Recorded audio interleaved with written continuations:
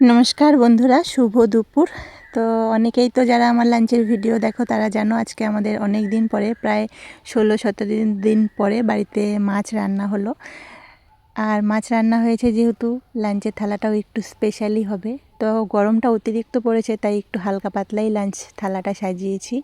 একদম গরম ঝরঝরে ভাত নিয়ে নিয়েছি, ভাতের উপরে নিয়ে নিয়েছি লেবু। লঙ্কাটা ফ্রিজ থেকে বের করতে ভুলে গেছিলাম তাই আর নেইনি। এই পাশে ছিল শসা, পেঁয়াজ, স্যালাডে নিয়ে নিয়েছি। এখন যা গরম পড়েছে একটু শসা খেলে শরীরটা বেশ ঠান্ডা ঠান্ডা হবে। আর মাছের ঝোলে দিয়েছিলাম সজনে ডাঁটা, আলু, বেগুন, সেই বেগুন ভাজাই একটু তুলে রেখেছিলাম। আর এই পাশে করে নিয়েছি লাউ দিয়ে মানে মাছের মাথা দিয়ে ঘন্ট, যেটা খেতে খুব সুন্দর হয়েছিল। কম মশলায় হয় এই তরকারিটা, খেতে কিন্তু খুব ভালো লাগে, আমার তো খুব ভালো লাগে। আর বরমশাইয়ের প্রিয় ছিল সজনে ডাঁটা, আলু, বেগুন দিয়ে মাছের ঝোল। ও খুব সজনে ডাঁটাটা খেতে পছন্দ করে, আর মাছের ঝোলে দিলে তো ওর আরও প্রিয়। সাথে ছিল একটু মিষ্টি। ও তো অনেক দিন পরেই মাছের ঝোল দিয়ে ভাত খেলাম, খাওয়া দাওয়াটা কিন্তু খুব সুন্দর হয়েছিল।